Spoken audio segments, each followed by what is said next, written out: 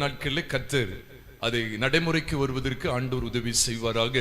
இந்த நாளில் உங்களோடு கூட கர்த்தருடைய வார்த்தைகளை காயங்கட்டுதலும் பராமரித்தலும் என்கிற தலைப்பின் கீழாக, இதுக்கு இன்னொரு பேர் கூட வைக்கலாம், காயம் கட்டும் நல்ல சமாரியன் என்கிற கூட இந்த செய்திக்கு ஒரு தலைப்பு வைக்கலாம். காயம் கட்டும் நல்ல சமாரியன் அல்லது காயம் கட்டுதலும் பராமரித்தலும் என்கிற ஒரு தலைப்பையும் நாம் இந்த செய்திக்கு கொடுக்கலாம்.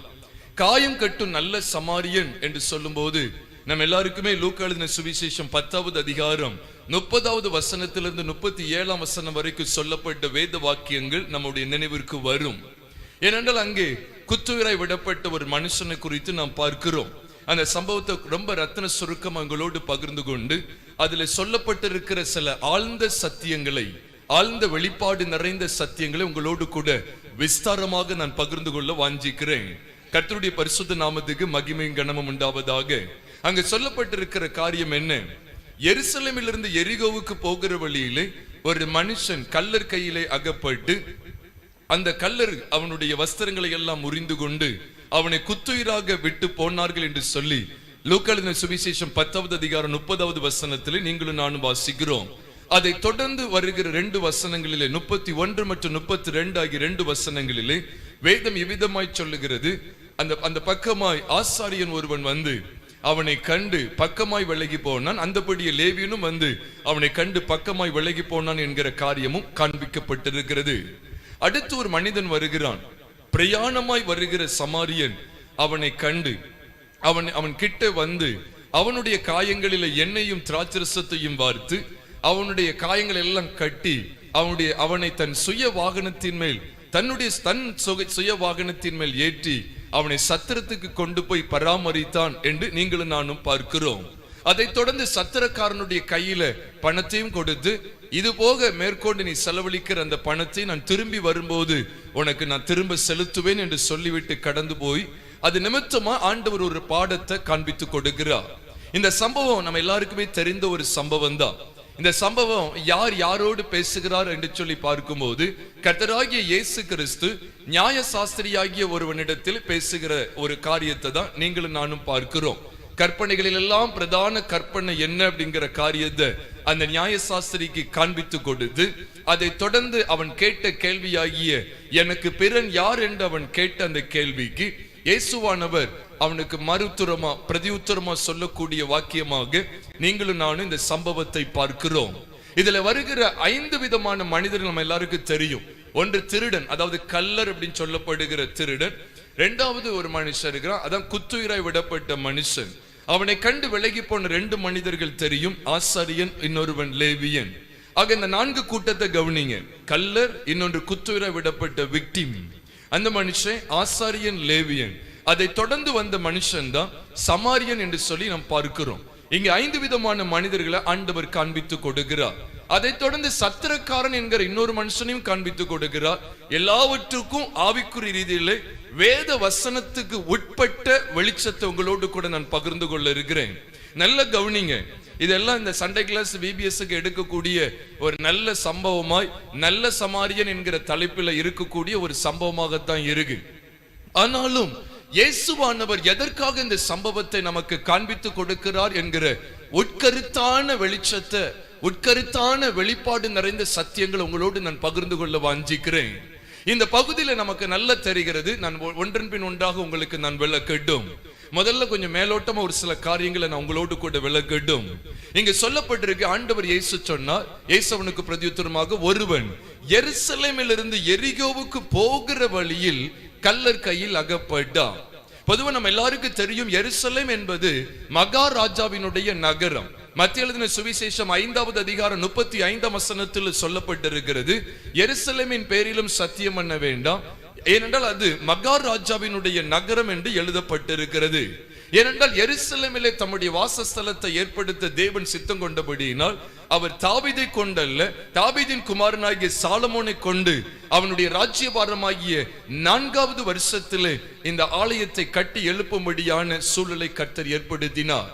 ஏறக்குறைய ஒரு 7 வருடங்களுக்கு பிற்பாடு அவன் தனது ராஜ்யபாரமாகிய 11வது வருஷமான அந்த ராஜ்யபாரத்திலே ஆலயத்தை கட்டி பிரதிஷ்டை செய்கிற சங்கதிகளை எல்லாம் 1 ராஜாக்களின் புஸ்தகம் 6 மற்றும் 7 ஆகிய அதிகாரங்களிலேயும் 2 நாளாகமத்தின் புஸ்தகம் 5 மற்றும் 6 ஆகிய அதிகாரங்களிலும் நீங்களும் நானும் வேதத்தில் வாசிக்க கூடும். அப்ப எருசலேம் கர்த்தரால் ஆசீர்வதிக்கப்பட்ட ஒரு பகுதி. எருசலேமிலே கர்த்தர் என்றென்றைக்கு வாசம் பண்ணும்படியாய் தெரிந்து கொண்டார் என்றெல்லாம் நீங்களும் நானும் பார்க்கிறோம். இந்த எருசலேமில் தான் இஸ்ரவேலர் குடியிருந்தார்கள்.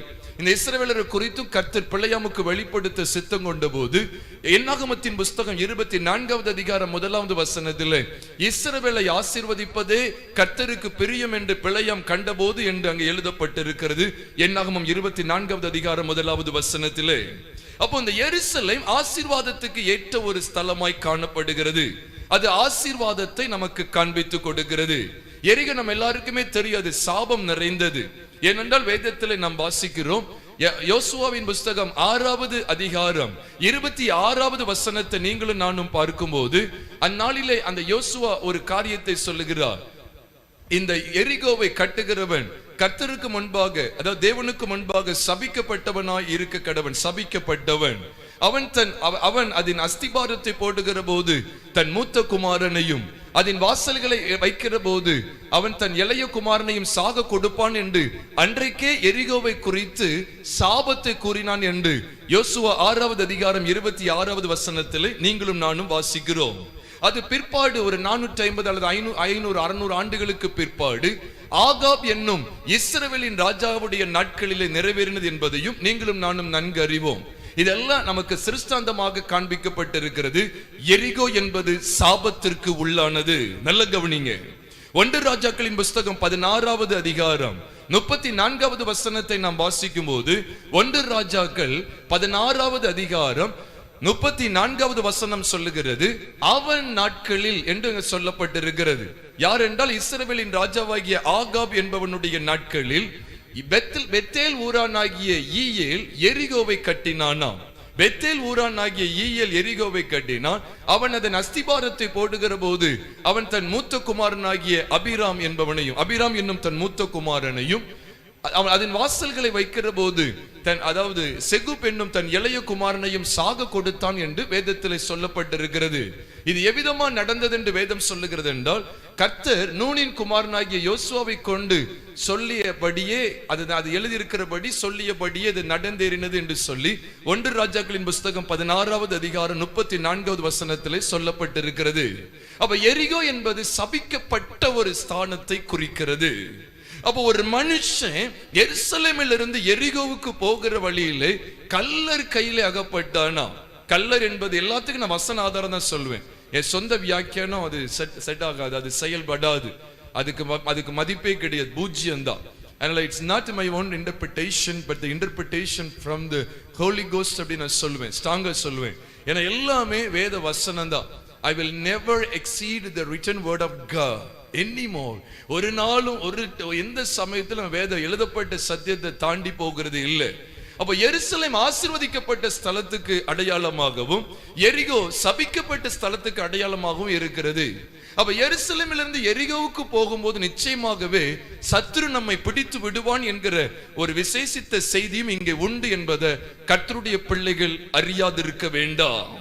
ஏனென்றால் எரிகோவை குறித்து ஆண்டவர் யோசுவாவின் புஸ்தகம் 6வது அதிகாரம் 18வது வசனத்தின் பின்பகுதியில் சொல்லும் போதும் சாபத்தீடானதற்கு மாத்திரம் எச்சரிக்கையாய் இருங்கள் என்று ஆண்டவர் பேசினார். ஏனென்றால் நீ எரிகோவை பிடிக்க போகிறாய், எரிகோ பட்டணம் உன் வசமாய் வரப்போகிறது. ஆனால் எரிகோவுக்குள்ள இருக்கிற அந்த அருவருப்பு, எரிகோவுக்குள்ள இருக்கிறவைகள் எல்லாம் நான் அருவருப்பாய் எண்ணுகிறேன், அதை குறித்து நீ எச்சரிக்கையாயிரு என்று சொன்னா, நம்ம எல்லாருக்கும் தெரியும், கர்மிக்கு பிறந்த ஆகான் என்கிற மனுஷன் அது சாபத்தீடானதில் சிலதை எடுத்து அவன் வஞ்சகமாய் எடுத்துக்கொண்டு அது நிமித்தமாய் ஒரு பெரிய ஒரு பாதகத்தை உண்டாக்கினான் என்பதை யோசுவாவின் புஸ்தகம் 7வது அதிகாரத்தில் நீங்களும் நானும் நன்கு அறிவோம். அப்ப சத்துரு எதற்காக எதிர்பார்த்து கொண்டிருக்கிறான் தெரியுமா? எருசலேமை விட்டு எரிகோவுக்கு யாரெல்லாம் வருவாங்க? அப்ப எருசலேம் கர்த்தருடைய சமூகம், பரிசுத்த ஜீவியத்திற்கு அடையாளமாய் இருக்கிறது. நல்ல கவனிங்க. எருசலேம் கர்த்தருடைய வார்த்தைக்கு அடையாளமாய், கர்த்தருடைய பரிசுத்தம் நிறைந்த ஒரு ஸ்தலத்துக்கு அடையாளமாய் இருக்கும்போது அது பரிசுத்த ஜீவியத்திற்கு அடையாளமாய் இருக்கிறது. எரிகோ என்பது சாபத்திற்கு சாபத்தீடானவைகளுக்கு அடையாளமா இருக்கிறதுனால நீங்களும் நானும் சாபத்தீடானவைகளை தொடாதபடிக்கு காணப்பட வேண்டும் என்று சொல்லியும் 2 கொரிந்தியரின் புஸ்தகம் 6வது அதிகாரம் 18வது வசனத்திலே 17 மற்றும் 18 ஆகிய 2 வசனங்களிலே காண்பிக்கப்பட்டிருக்கிறதுனால சாபத்தீடானவைகள் உலகம் சார்ந்தது, மாம்சத்துக்குரியது, உலகத்துக்குரியது என்பதை கர்த்தருடைய பிள்ளைகள் விளங்கிக் கொள்ள வேண்டும். அப்ப எப்பொழுது ஒரு மனுஷி தேவனை விட்டு, தேவ சமூகத்தை விட்டு, தேவனுடைய வார்த்தைகளை விட்டு, தேவனோடு கொண்டிருக்கிற அந்த ஐக்கியத்தை விட்டு உலகத்தை நாடி போகிறார்களோ அவர்கள் நிச்சயமாகவே கள்ளர் என்று சொல்லப்படுகிற பிசாசுகளுக்கு இரையாகி போவார்கள் என்பது நிச்சயம்.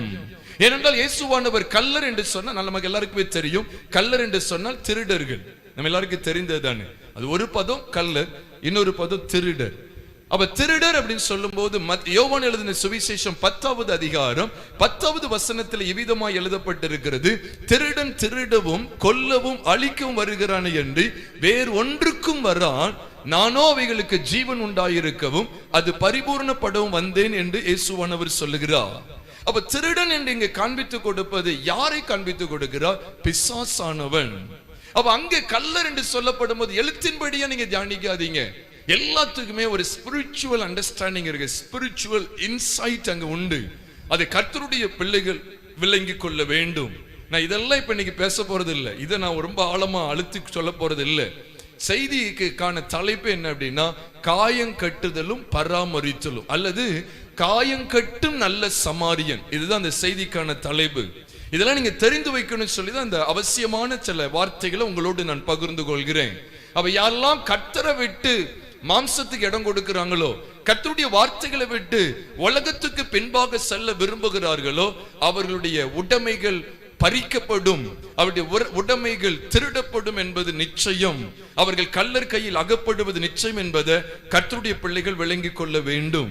அதனாலதான் பாருங்க, பிசாசினுடைய கையில் அகப்பட்ட ஒரு மனுஷன் எவ்விதமான நிலைமை அடைவானோ அதைத்தான் இயேசுவானவர் அங்கு காண்பித்து கொடுக்கிறார். கள்ளர் கையில் அகப்பட்ட மனுஷனுடைய நிலைமை குத்துயர் அப்படிங்கிறத காண்பித்து கொடுக்கிறார்.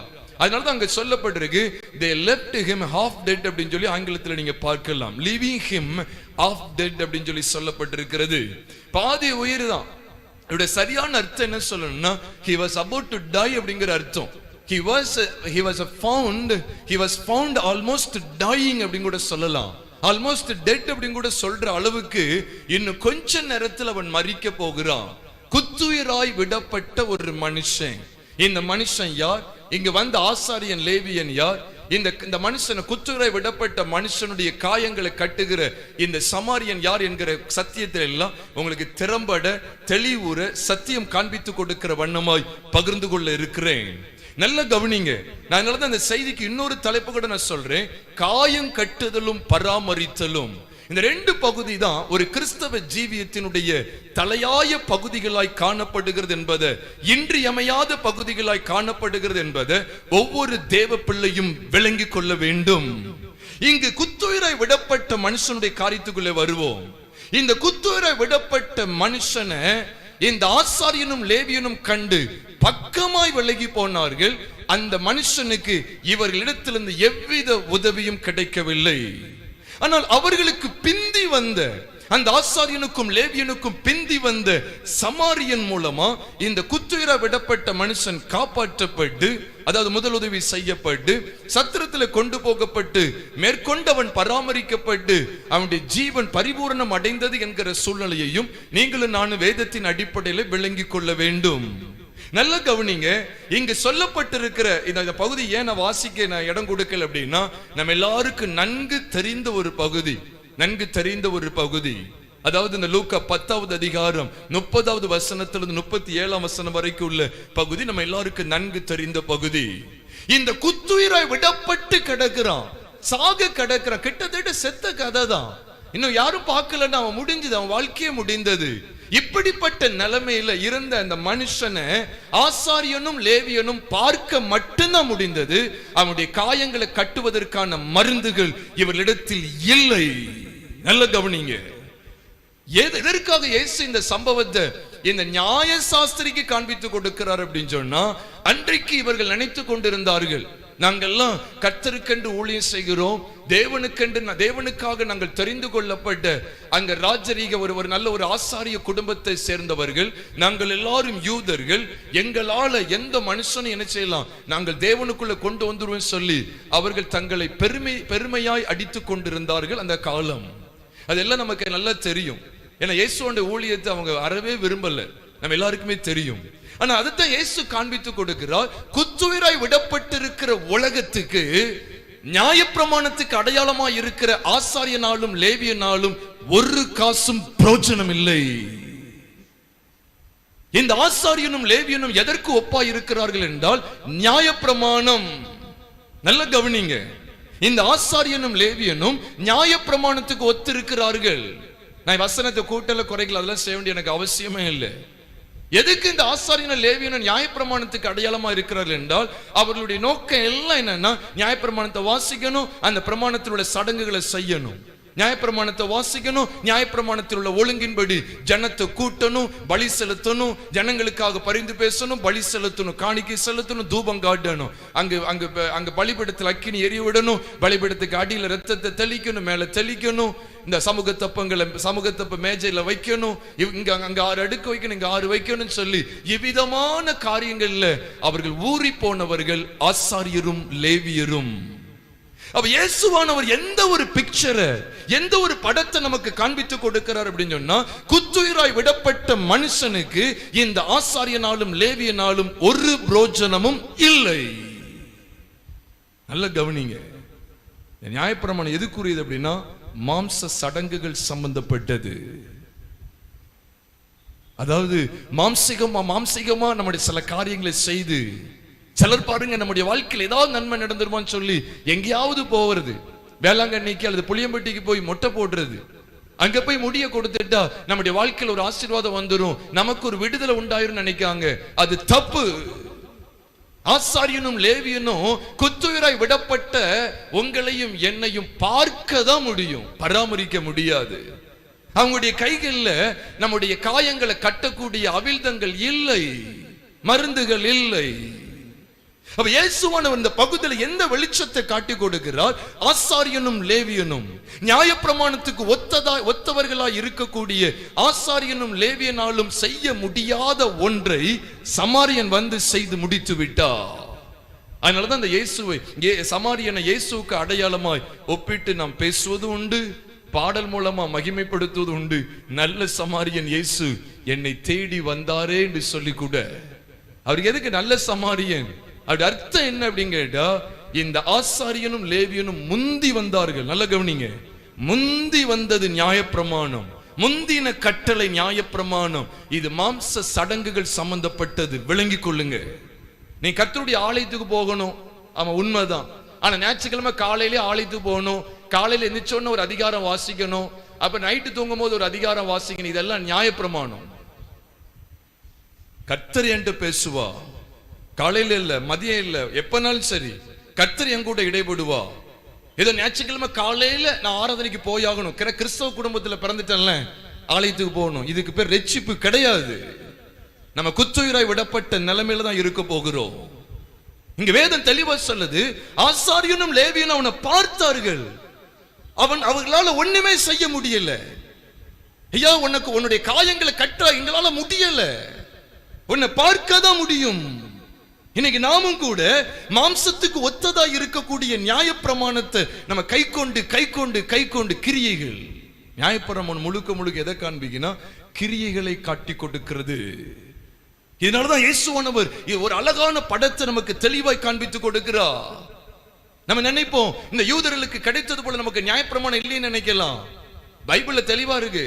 ரோமர் 2வது அதிகாரம் 14வது வசனத்துல நியாயப்பிரமாணம், அதாவது புறஜாதிகளுக்கு நியாயப்பிரமாணம் இல்ல.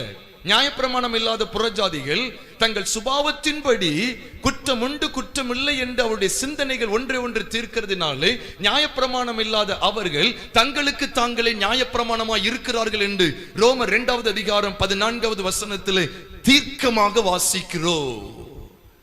அப்ப அவர்களுக்குள்ள ஒரு நியாயப்பிரமாணம் இருக்கு. என்ன பிரமாணம்? உனக்கு ஒரு பிரச்சனையா, அப்ப இந்த இடத்துல போய் தொக்கு எடுக்க போ. உன் வயிற்றுல ஒரு பிரச்சனையா, தடவி போடு. நியாயப்பிரமாணத்தை எப்படி கொண்டு வரோம் பாருங்க. நம்ம உனக்கு ஒரு பாவ உணர்வு வந்துட்டா ஒரு ஆட்டுக்குட்டியை கொண்டு வந்துரு, மெல்லிய மாவு கொஞ்சம் கொண்டு வா, ஏன்னா அதிரசம் சுட்டங்க சாப்பிடணும்.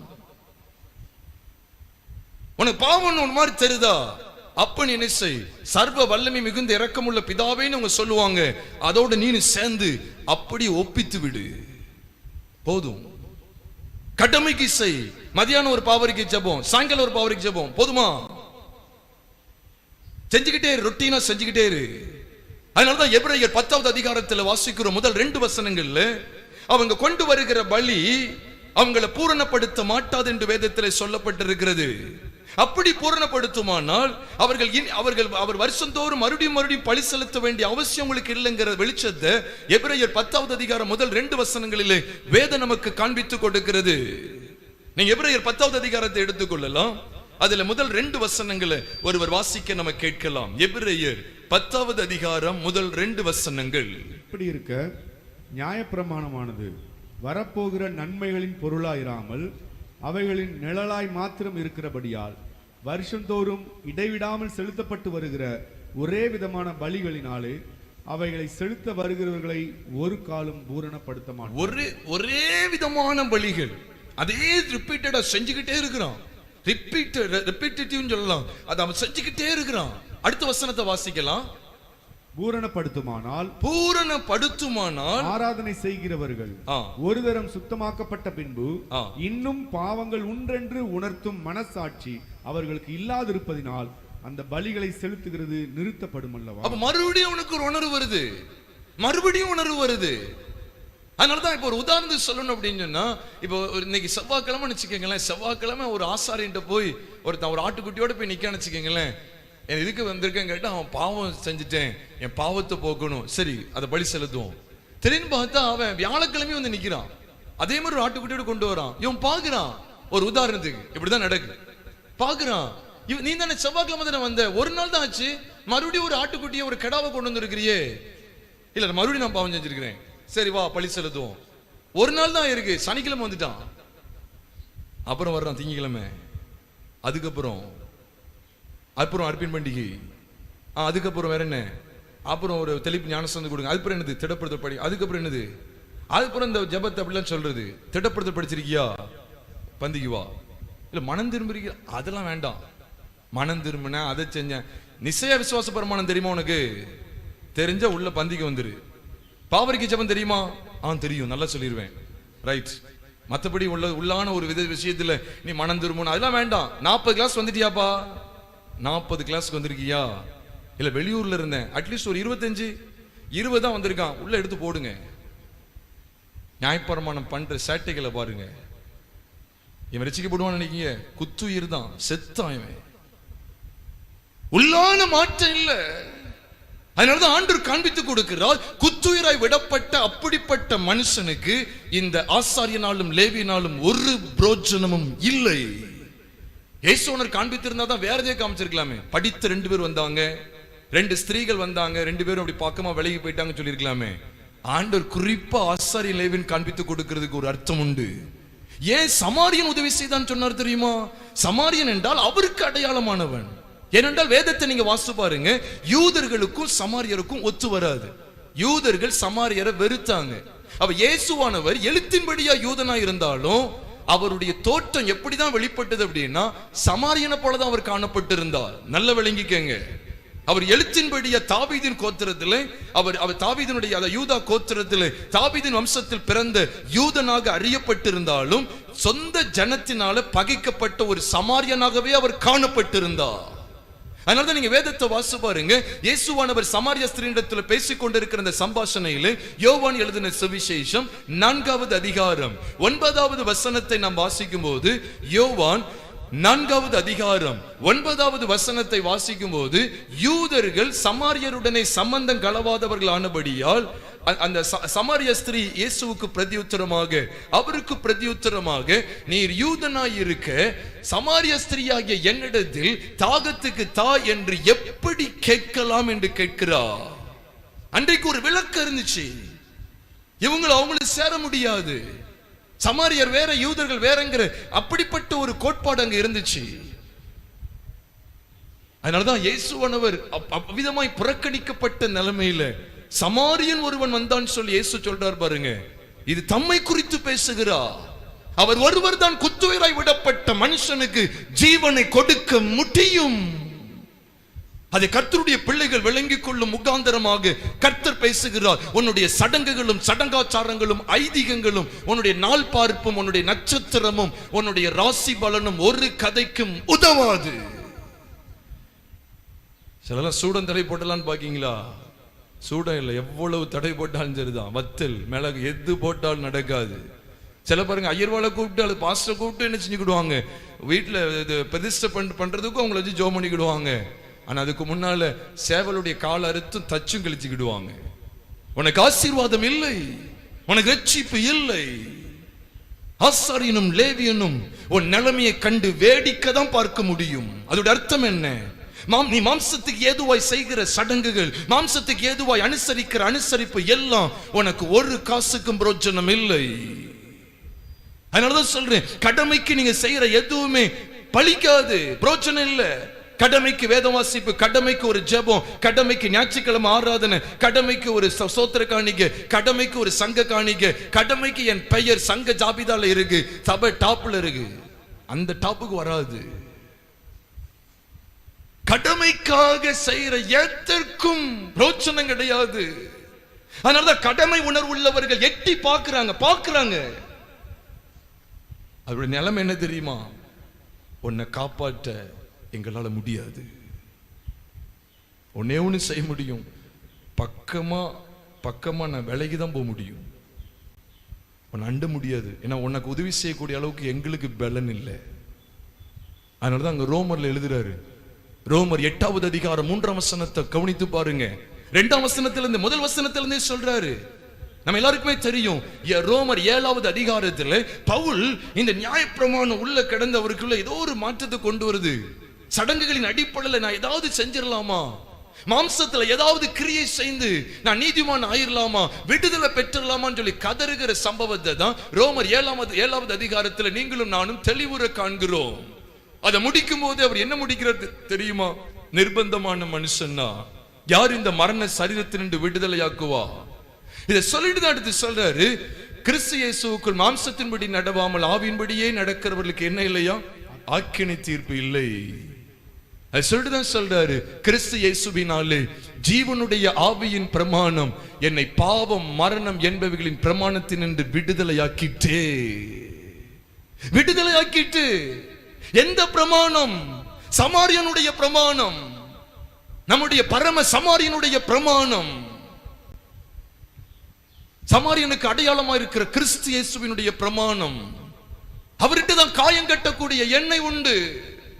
அவர்கிட்ட தான் காயம் கட்டக்கூடிய, நம்முடைய காயங்களை ஆற்றக்கூடிய, அது எப்பேற்பட்ட காயமா இருந்தாலும் சரி அந்த காயத்தை ஆற்றக்கூடிய, சத்துரு நம்முடைய வாழ்க்கையில ஏற்படுத்தின அனைத்து காயங்களையும் கட்டி நம்முடைய சுகமாக்கக்கூடிய மருந்து நம்முடைய பரம சமாரியனிடத்தில் மாத்திரமே உண்டு.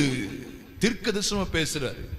நான் தெளிவா சொல்லுவேன், வாழ்க்கையில் எப்பேற்பட்ட காயம் இருந்தாலும் சரி நீ சொல்லலாம், நான் குத்துயிரா விடப்பட்டிருக்கிறேன்.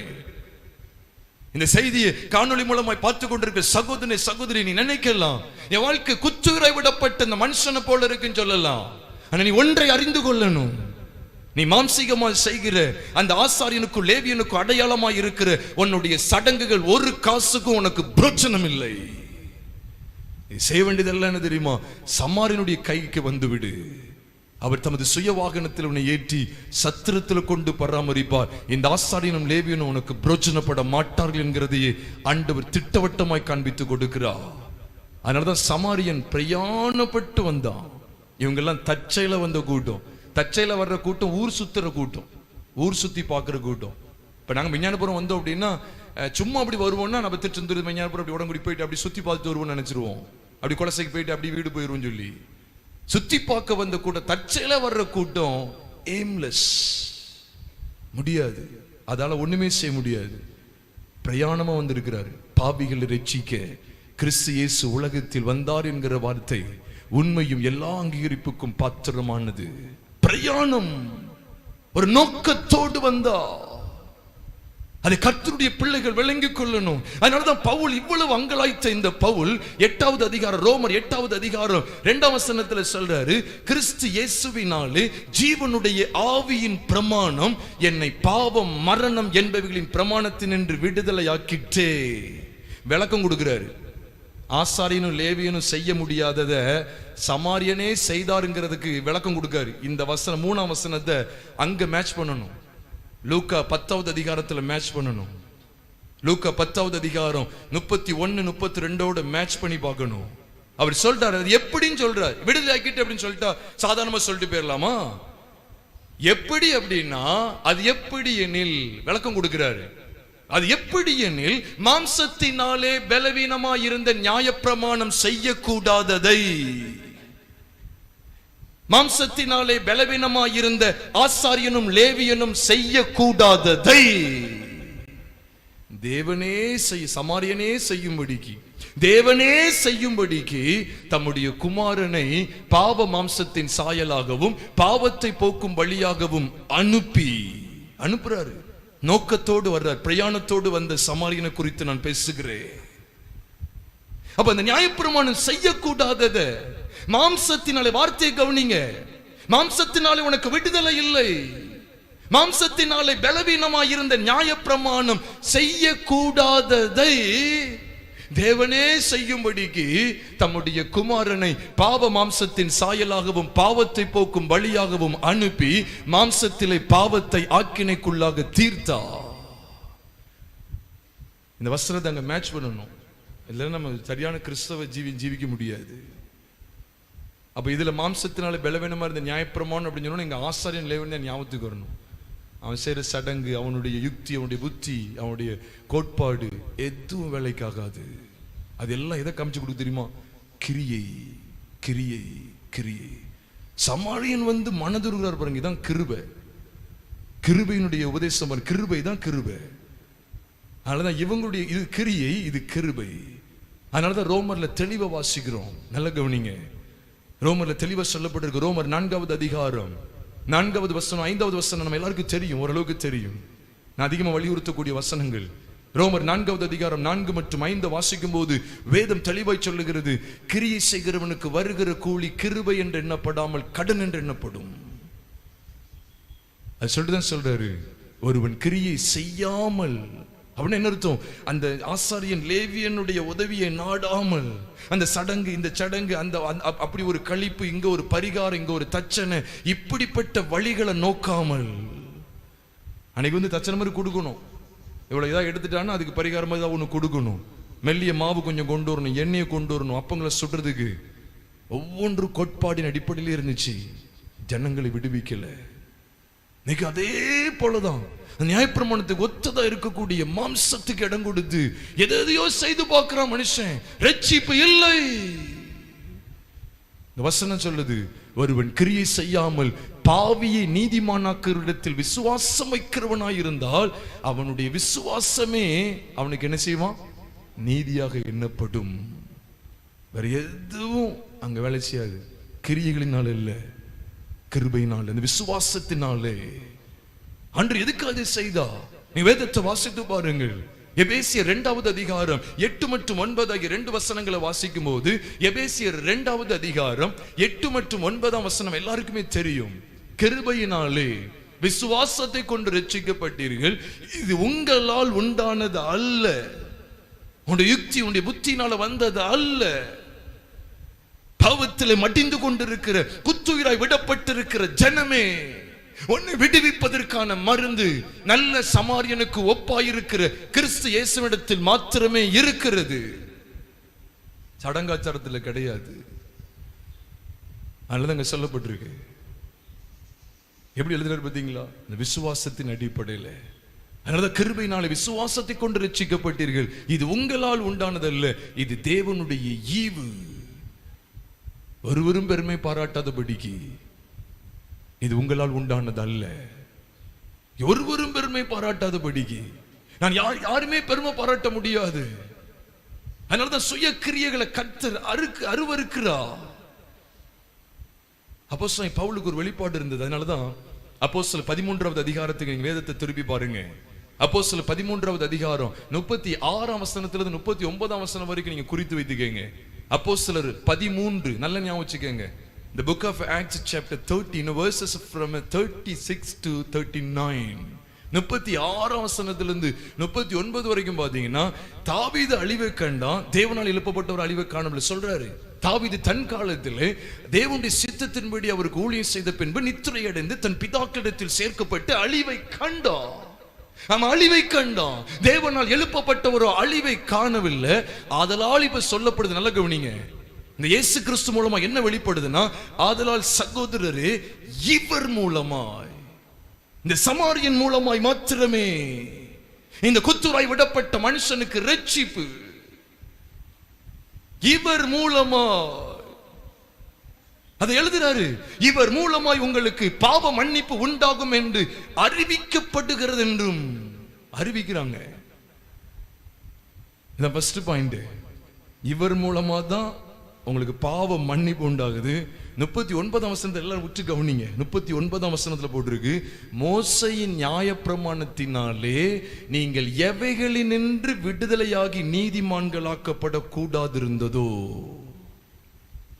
கவனிங்க. அப்ப இந்த மனுஷனுக்கு அதான் கதி.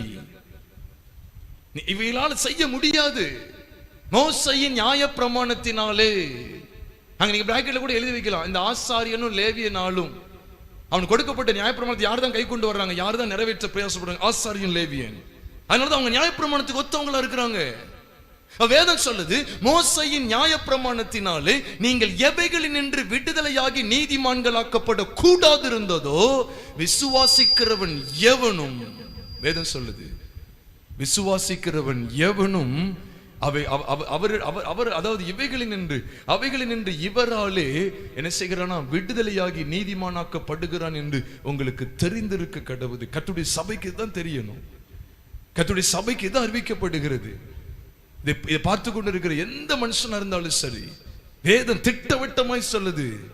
நீ மோசே நியாயப்பிரமாணம் எதுக்கு அதை சொல்றாரு தெரியுமா? இந்த சடங்கு, இந்த மாம்சிகமான மாம்ச சம்பந்தப்பட்ட கட்டளைகள், மாம்ச சம்பந்தப்பட்ட இந்த பிரமாணம், மாம்ச சம்பந்தப்பட்ட கிரியைகள், இவைகளால நீ எவைகளில் நின்று விடுதலையாகி நீதிமான்களாக்கப்பட கூடாதிருந்ததோ விசுவாசிக்கிறவன் எவனும், வேற யாரும் கிடையாது. ஜஸ்ட் விசுவாசிக்கணும். By just believing in Jesus Christ. He must believe that Christ died on the cross for our sins, was buried for our sins, for our transgressions, and rose again from the dead. மரித்தோரிலிருந்து எழுந்தருளினா, அதை பேசிட்டு தான் சொல்றாரு, இவர் மூலம்தான். அதனாலதான் நியாயப்பிரமாணத்தை காமிச்சு கொடுக்க நிறைய பேர் நினைப்பாங்க, நான் அந்த இதை செஞ்சுட்டா, நான் அதை இதை இப்படி பண்ணிட்டா. என் தகப்பனாரெல்லாம் எவ்வளவு வாசலை மாத்திருக்காங்க தெரியுமா? வாசல், வீட்டு வாசலை. இது நியாயப்பிரமாணத்துக்கு ஒரு நிழல், நியாயப்பிரமாணத்துக்கு ஒரு அடையாளம். வாசலை மாத்துறது. வீட்டில் ஒரு குஷ்டம் வந்துட்டுனா நினைச்சுவாங்க, வீட்டில் உள்ள குஷ்டம்னா வீட்டை அரிக்கிற குஷ்டம் பிரமாணத்தில் இருக்கு. உடனே நினைச்சு எல்லாத்தையும் இடிச்சிட்டு வேற மாதிரி ஒன்று கட்டணும். அது செஞ்சிட்டு இருக்கீங்களா? அதான் ஒரு இடத்துல உபதேசர் இருந்த இடத்துல அங்க அசனம். காலையில ஒருத்தர் பாத்திரத்தோடு வந்துட்டார். என்னன்னு கேட்டா, பஸ்கா ரத்தத்தை எடுக்க வந்திருக்கேன்னு சொல்றாரு. ஐயோ பாவம், இவங்களுக்கு வேற ஒரு பெரிய தீர்க்கதரிசி கைக்குள்ள இருக்காரு. எப்படி இருக்கும் பாருங்க. நீங்க நிலத்து எதுக்கு கேட்டேன்னா, நிலத்துல அங்க நிலையில பூசுறதுக்கான். ஏன்னா அன்னைக்கு பூசினாங்கல்ல, வெளிச்சமே இல்லை பாருங்க, இருளுக்குள்ள கடந்துட்டு. அது சபையில முக்கியமானவர். நாட்டுக்குட்டி வெட்ட போறாங்க, நடந்ததுன்னு சொல்றேன், உண்மையை சொல்றேன். அது பிடிக்கிறதுக்கு பார்த்துட்டு வந்தாச்சு. வந்தா என்னன்னு கேட்டா, இல்ல வழக்கமா ஒரு பிடிச்சிட்டு போறது, தெளிவே இல்லை பாருங்க. இன்னும் என்னென்னமோ செய்யறாங்க. இந்த நியாயப்பிரமாணத்தை பார்த்து பார்த்து என்னென்னமோ செஞ்சிட்டு இருக்காங்க. வீட்டுல மெழுகுத்தி கொளுத்துறது, காமிக்கிட்ட வீடுகளை அதிர்ச்சி ஆயிருவீங்க. பைபிள்ல சொல்லப்படும் அதே போல இந்த மெழுகுத்தி கொளுத்துறது, அப்புறம் விளக்கு கொளுத்தி வச்சுட்டு அது எரியணும், அணைஞ்சிட்டுனா அவ்வளவுதான், வாழ்க்கையை அணைஞ்சிரும். பூனை குறுக்க வர்றது, இந்த கதெல்லாம் இந்த விசுவாசத்துக்கு எதிரடையானது. அது எதுவுமே மனுஷனை ரட்சிக்காது. அதனாலதான் சொல்றோம், மாம்சத்தினாலே பலம். அப்ப இதையும் அதுதான் கொண்டு வர்றாரு. நீங்க எவைகளில் நின்று விடுதலையாகி நீதிமான்களாக்கப்படக்கூடாது இருந்ததோ விசுவாசிக்கிறவன் எவனும் அவைகளில் நின்று இவராலே விடுதலையாகி நீதிமானாக்கப்படுகிறான் என்பது உங்களுக்கு தெரிந்திருக்க கடவுது. தெரிந்திருக்க கடவுது. ஏன்னா நியாயப்பிரமாணத்தை மட்டுப்படுத்தல. நியாயப்பிரமாணம் ஒரு நிழல் தான், ஒரு பகுதியை காமிச்சு கொடுக்கு. ஆனா அதெல்லாம் சடங்காச்சாரம். நீ வேதத்தை வாசித்து பாருங்க, ஒரு இடத்துல நியாயப்பிரமாணம் பரிசுத்தம் உள்ளதுதான் பைபிள்ல இருக்கு. ரோமருக்கு எழுதப்பட்ட நிருபம் 7வது அதிகாரம் 12ஆம் வசனத்தின் முதல் பகுதியை வாசித்து பார்த்தீங்கன்னா நியாயப்பிரமாணம் பரிசுத்தம் உள்ளதுதான், கற்பனை சுத்தமா தான் இருக்குன்னு அந்த வசனம் சொல்லுது. அதை மட்டுப்படுத்தல. ரோமர் 7:12 முதல் பகுதியில் சொல்லப்படும் நியாயப்பிரமாணம் பரிசுத்தம் உள்ளதா தான் இருக்கு. ஆனா அது என்ன செய்யுது அப்படின்னா, எனக்கு எதை காமிச்சு கொடுக்குன்னா, நீ குத்துயிர விடப்பட்டிருக்க அந்த காட்சியை மட்டும் அதை பார்க்க. நல்லா கவனிங்க, அது கண்கள் ஒரு படம் பிடிக்கும். என்ன படம் பிடிக்குன்னா, நீ கல்லர் கையில் அகப்பட்டு விட்டாய், உன்னை குத்துயிர விட்டுட்டார்கள், அவ்வளவுதான். மருந்து உண்டா? உங்களுக்கு புரியுது இல்ல? நல்ல சமாரியனும் அதை கண்டார், ஆசாரியனும் கண்டார், லேவியனும் கண்டார். பார்ப்பாங்க, பார்த்து அப்படி ஒரு கிளிக், அவ்வளவுதான். ஒரு படம் எடுத்துக்கிடுவாங்க. அப்ப அங்க போய் சொல்லுவாங்க, நாங்க ஒரு மனுஷனை பார்த்தோம், இவன் இப்படி அடிபட்டு இருந்தான், அப்படி அடிபட்டு இருந்தான், இப்படி ரத்தம் செஞ்சிருந்தான். அவனுடைய தோற்றத்தை மட்டும் காமிச்சு கொடுப்பாங்க. இவன் இதெல்லாம் பாவம் செஞ்சிருக்கான், அதெல்லாம் பாவம். அதான் பவுல் சொன்னார், நியாயப்பிரமாணம் இல்லைன்னா எனக்கு பாவம் எதுவும் தெரியாது. அதனாலதான் எழுதுறாரு. ரோமர் 3வது அதிகாரம் 20வது வசனத்தை வாசி பாருங்க. ரோமர் 3வது அதிகாரம் 20வது வசனம் சொல்லுகிறது, பாவத்தை அறிகிற அறிவு நியாயப்பிரமாணத்தினால் வருகிறபடியா. எந்த மனுஷனும் நியாயப்பிரமாணத்தின் கிரியைகளினால் நீதிமானாக்கப்படுகிறது இல்லை. பைபிள்ல இருக்கு. ரோமர் 3:20 தான் சொல்றேன். ஆனா அது அறிவை கொடுக்கு, பாவத்தை அறிகிற அறிவை தருது. இது பாவம், இது பாவம் எல்லாம் காமிச்சு கொடுக்கு. விடுதலை ஆக்குறதுக்கு பலன் கிடையாது. பாக்குது, இதுல அடிபட்டிருக்கான், அவன் அப்படி வெளியே வர்ணிக்க சொன்னா அழகா சொல்லுவான். வர்ற வழியில ஒருத்தன் திருடங்கையில் அடிபட்டு கிடந்தான், பார்த்தோம், அவன் அங்க அடிபட்டு இருந்தது, இங்க அடிபட்டு இருந்தது, அவன் அந்த பாவம் செஞ்சிருந்தான், இந்த பாவத்தினால கரப்பட்டு இருந்தான், அது அப்படியாகும் இப்படியாகும் வர்ணிப்பான், அவ்வளவுதான். மருந்து உண்டா? கிடையாது. நீ மாம்ச சம்பந்தப்பட்ட காரியங்களுக்குள்ள போயிடாதீங்க. நான் இதுக்கு நியாயப்படும் இந்த மாம்சத்தை கடையில் சொல்லணும், இயேசுவே அதைத்தான் சொல்ற, தேவனே அதைத்தான் சொல்றாரு. நீங்க ரோமர் 3:20 பாத்தீங்களே, பாவத்தை அறிகிற அறிவு நியாயப்பிரமாணத்தினாலதான் வருது. வருகிறபடினால எந்த மனுஷனும் நீதிமானாக்கப்படுறதில்லை, நியாயப்பிரமாணத்தின் கிரியைகள்னால் நீதிமானாக்கப்படுறதில்லை. ஆனது அங்கேயும் எழுதுறாரு. நீங்க வாசிச்சு பாருங்க, அதே அதிகாரம் ரோமர் 3வது அதிகாரம் 28வது வசனத்தையும் வாசிச்சு பாருங்க. வேதம் என்ன சொல்லுது அப்படின்னா, எந்த மனுஷனும் நியாயப்பிரமாணத்தின் கிரியினால நீதிமானாக்கப்படுகிறது இல்லை. வேதம் அப்படிதான் சொல்லுது, விசுவாசத்தினாலே. அந்த 28வது வசனத்தை வாசிக்க கேட்கலாம். ரோமர் 3:28 ஒருவர் வாசிக்க நாம் கேட்கலாம். ஆதலால் மனுஷன் நியாயப்பிரமாணத்தின் கிரியைகளில் இல்லாமல் விசுவாசத்தினாலேயே நீதிமானாக்கப்படுகிறான் என்று தீர்க்கிறாங்களாம். தீர்க்கிறாங்க அப்படின்னு சொன்னா ஒரு முடிவு கட்டுறாங்க, வேற எதையும் பேசக்கூடாது. முடிவு கட்டுறாங்க, டிஸ்கஸ் பண்ணல, இதை தீர்மானிக்கலாமான்னு யோசிக்கல, அவங்க தீர்மானிச்சாங்க. அல்லது ஆங்கிலத்தில் சொல்லப்பட்டிருக்கு, therefore we conclude that, conclude போட்டிருக்கு, conclusion. It does not remain inconclusive but conclusive, it remains conclusive. முடிவு வந்துட்டு என்ன முடிவு பண்றாங்க? therefore, ஆதலா, நியாயப்பிரமாணத்தின் கிரியைகளினால் அல்ல, நியாயப்பிரமாணத்தின் கிரியைகளால் மனுஷன் நீதிமானாக்கப்படுகிறது இல்ல, நியாயப்பிரமாணத்தின் கிரியைகள் இல்லாமல் விசுவாசத்தினாலேயே, விசுவாசத்தினால் போடல, விசுவாசத்தினாலேயே நீதிமானாக்கப்படுகிறான் என்று தீர்க்கிறோம். Therefore we conclude that a man is justified by faith without the deeds of the law. அந்த கிரியைகளால் அல்ல, விசுவாசம். தயவு செய்து கவனிங்க, அவரை பற்றுகிற விசுவாசம். நீ இருக்கிற இடத்துல என் பாவங்களுக்காக அவர் இரத்தத்தை சிந்தி ஜீவனை கொடுத்தா, அவருடைய விலையேற பெற்ற இரத்தத்தினாலே நான் சுத்தமாகிறேன். அவர் எனக்காக, நான் அடிக்கப்பட வேண்டிய இடத்தில் அவர் எனக்காக இரத்தம் சிந்தி ஜீவனை கொடுத்தா, அதுதான் விசுவாசம். Christ Jesus, having shed his innocent blood in my stead, in my place, died for my sins. என் பாவங்களுக்காக நான் அடிக்கப்பட வேண்டிய இடத்தில் அவர் எனக்காக இரத்தம் சிந்தி என்னுடைய பாவங்களை எல்லாம் சிலுவையிலே சுமந்து தீர்த்தார் என்பதை நான் விசுவாசிக்கும் போது ரட்சிக்கப்படுகிறேன், நீதிமானாக்கப்படுகிறேன். அதனாலதான் அதே அதிகாரம் ரோமர் 3:30 சொல்லுது, விருத்த சேதனம் உள்ளவர்களா இருந்தாலும் சரி, விருத்த சேதனம் இல்லாதவர்களா இருந்தாலும் சரி, ரோமர் 3:30 சொல்லுகிறது, விருத்த சேதனம் உள்ளவர்களை விசுவாசத்தினாலும் விருத்த சேதனம் இல்லாதவர்களை விசுவாசத்தின் மூலமாயும் நீதிமான்கள் ஆக்குகிற தேவன் ஒருவரே. என்ன வேதம் தெளிவா சொல்லுது, நீ யூதனா இருக்கட்டும் கிரேக்கனா இருக்கட்டும் யாரா இருந்தாலும் சரிதான். சில டவுட் வரும், ஏன்னா யூதர்களுக்கு நியாயப்பிரமாணத்தின் மூலம் ரட்சிப்பு கிடையாது. புறஜாதிகளுக்கு வேற விதமா ஆண்டவர் அப்படிலாம் கிடையாது. விசுவாசத்தினால, பை ஃபெய்த் த்ரூ ஃபெய்த், அவ்வளவுதான். விருத்த சேதனம் உள்ளவனா யூதனா, விசுவாசத்தினால உனக்கு ரட்சிப்பு. விருத்த சேதனம் இல்லாத புறஜாதியா, விசுவாசத்தின் மூலமா நீ நீதிமானாக்கப்படுகிறாய். இதுதான் கலாத்தியர்ல காண்பித்து கொடுக்கும் போது இந்த சபை என்ன செஞ்சது? மாம்சத்துக்கு இடம் கொடுத்துட்டு, நல்ல கவனிங்க, மாம்சத்தின்படி போகும்போது நிச்சயமா சொல்ற விடுதலை கிடையாது.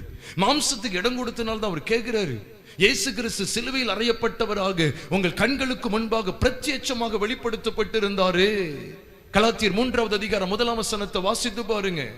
கலாத்தியர் 3வது அதிகாரம் 1ஆம் வசனம் சொல்லுகிறது, புத்தி இல்லாத கலாத்தியர் சத்தியத்துக்கு கீழ்ப்படியாமல் போகத்தக்கதாக உங்கள் மனதை மயக்கினவன் யார்? இயேசு கிறிஸ்து சிலுவையில் அறையப்பட்டவராக உங்கள் கண்களுக்கு முன் பிரத்யட்சமாய் உங்களுக்குள்ளே வெளிப்படுத்தப்பட்டிருந்தாரே. இதுதான் ரட்சிப்பு. அவர் சிலுவையில் அடிக்கப்பட்டார். சிலுவையில் அறையப்பட்ட கிறிஸ்து இயேசுவை விசுவாசிப்பதன் மூலமாய் நீங்களும் நானும் நீதிமான்கள் ஆக்கப்படுகிறோம். மாம்ச சம்பந்தப்பட்டது கிடையாது. கால்நடை எங்கே போக போறீங்களா? நான் சில கிறிஸ்தவ குடும்பங்களை கூட சொல்லிடுவேன், பெயர் கிறிஸ்தவர்கள் பேய்க்கும் பாரு நோய்க்கும் பாருங்கிற கதையில கிடக்காங்க. கூட்டத்தார் தினந்தோறும் சூடம் கொடுத்துற கூட்டம் இருக்கு, வரி கொடுக்கிற கூட்டம் இருக்கு, அங்க வரி கொடுக்கிற கூட்டம் இருக்கு. பயத்துல அங்கேயும் பார்க்கணும் இங்கேயும் பார்க்கணும். இன்னும் இந்த தொக்கெடுக்கன்னு சொல்லிட்டு மாயம் மந்திரம் இதுக்குள்ள போறது, இதை இங்க ஒண்ணு பூசுறது, இங்க தடவுறது, சுத்துறது, பயங்கரமான விற்கிறது முன்னால் நின்று பயங்கரமான அப்படிப்பட்ட காரியங்களை செய்து கொண்டிருப்பது. தச்சனை வைக்கிற கிறிஸ்தவனை காமிக்கிறோம் உங்களுக்கு, ஏராளம் ஏராளம். அது உங்களை ரட்சிக்காது. நல்லதான் ஆண்டவருங்க பேசுறாரு. அது யூதனோ கிரேக்கனோ, வேதத்துல வாசி பாருங்க. இதே கலாத்தியர் எழுதுறாரு, சொல்லிக்கிட்டே இருக்கிறாரு. ஏன்னா அந்த சபை சிலுவையில் அறையப்பட்ட கிறிஸ்துவ விட்டுட்டு, அதனாலதான் இந்த கலாத்திய சபையினுடைய ஆரம்பத்திலே சொல்றாரு. கலாத்தியர் 1வது அதிகாரம் 6வது வசனத்தை வாசி பாருங்க. வேதம் சொல்லுது, நீங்கள் கிறிஸ்துவின் கிருபையினாலே அழைத்தவரை நீங்கள் இவ்வளவு சீக்கிரமாய் விட்டு வேறொரு சுவிசேஷத்திற்கு திரும்புகிறதை பற்றி நான் ஆச்சரியப்படுகிறேன். உங்களை எதனால் அழைச்சாரு? கிறிஸ்துவின் கிருபையினாலே உங்களை அழைத்தவரை நீங்கள் இவ்வளவு சீக்கிரமாய் விட்டு வேறொரு சுவிசேஷத்திற்கு திரும்புகிறதை பற்றி நான் ஆச்சரியப்படுகிறேன். வேறொரு சுவிசேஷம் இல்லையே.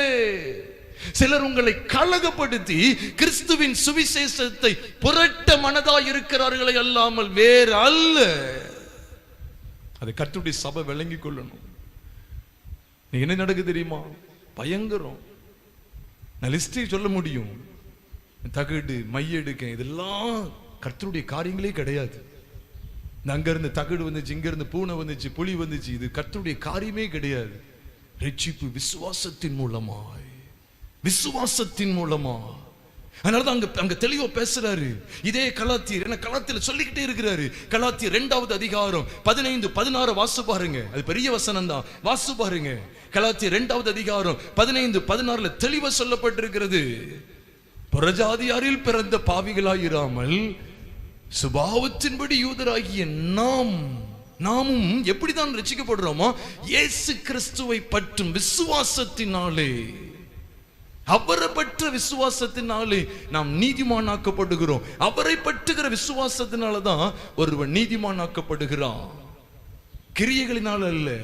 இயேசு கிறிஸ்துவை பற்றிய விசுவாசத்தினால அவன் நீதிமானாக்கப்படுகிறான், நியாயப்பிரமாணத்தின் கிரியைகளினால் அல்ல. வேதம் தெளிவா சொல்லுது. அதனாலதான் 16ஆம் வசனம் சொல்லும் போது, நியாயப்பிரமாணத்தின் கிரியைகளினாலே எந்த மனுஷனும் நீதிமானாக்கப்படுவதில்லை. நாம் எப்படி விசுவாசிகளானு சொல்லி இந்த 15ஆம் வசனம் சொல்லுது. கலாத்தியர் 2:15 தீர்க்கமா எழுதப்பட்டிருக்கிறது. எப்படிதான் விசுவாசிகளானோமா? அவரை பற்றி விசுவாசம் தான், நியாயப்பிரமாணத்தின் கிரியைகளினால கிடையாது. நீங்க 15ஆம் வசனத்தை வாசி பாருங்க. அவரை பற்ற விசுவாசத்தினாலே அன்றி நியாயப்பிரமாணத்தின் கிரியைகளினாலே மனுஷன் நீதிமானாக்கப்படுகிறது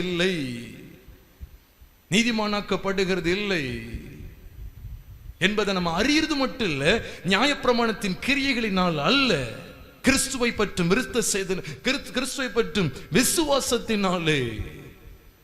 கிறிஸ்துவை பற்றி விசுவாசத்தினால நீங்களும் நான் என்ன செய்யறோமா? கிறிஸ்து இயேசுவின் மேல் விசுவாசிகளானோம் சொல்லி வேதம் சொல்லுதே ஒழிய நியாயப்பிரமாணத்தின் கிரியைகளினாலே அல்ல.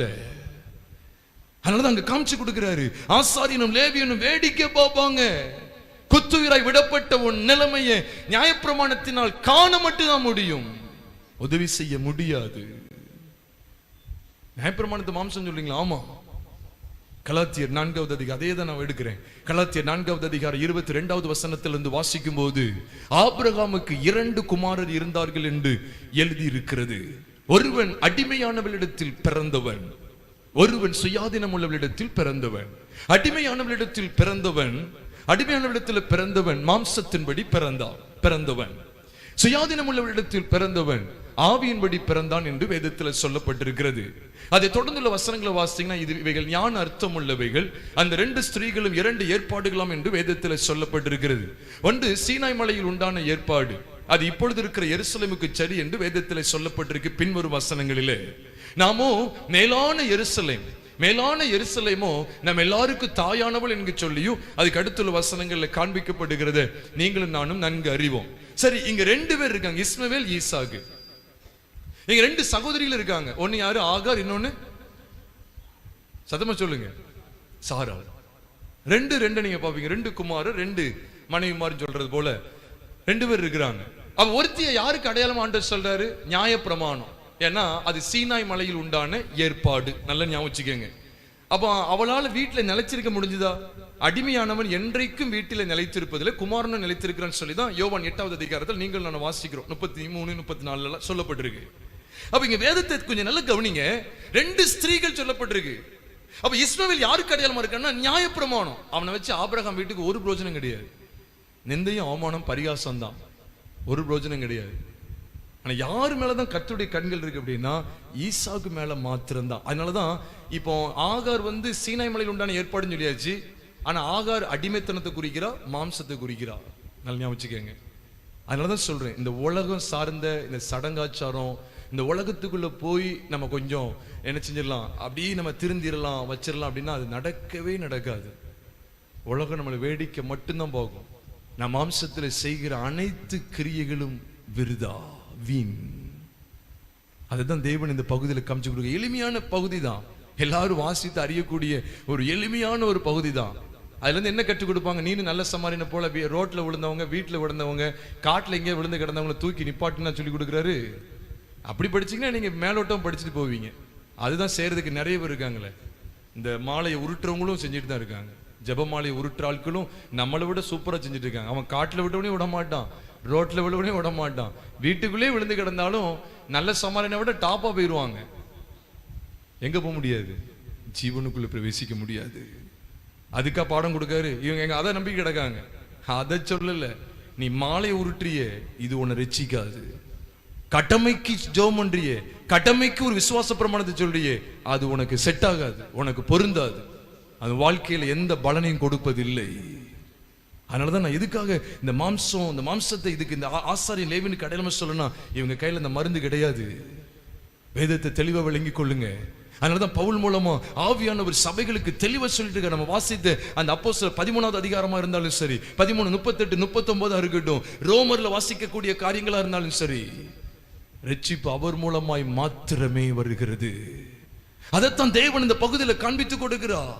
நீ நம்பிட்டு இருக்கிறியே ஆசாரியன் லேவியன் அவன் செய்யற சடங்குனால ஏதாவது நடந்துரும் நினைக்கியே, இந்த குத்துகிறால் விடப்பட்ட இந்த மனுஷனுக்கு அவனுடைய காயங்களை கட்டுவதற்கு மருந்து அவிழ்தங்கள் இவனிடத்தில் இல்லை. அதான் காமிச்சு கொடுக்கிறாரு. குத்துகிறாய் விடப்பட்ட மனுஷன் என்றைக்கும் பிசாசினால தாக்கப்பட்டு, பலவிதமான பாவ இச்சைகள் மூலமாய் தாக்கப்பட்டு, சத்துரு திருடர்கள் கள்ளர்களால தாக்கப்பட்ட நிலைமையில, குத்துயிராய் விடப்பட்ட நிலைமையில நீங்க இருக்கிறீங்களா?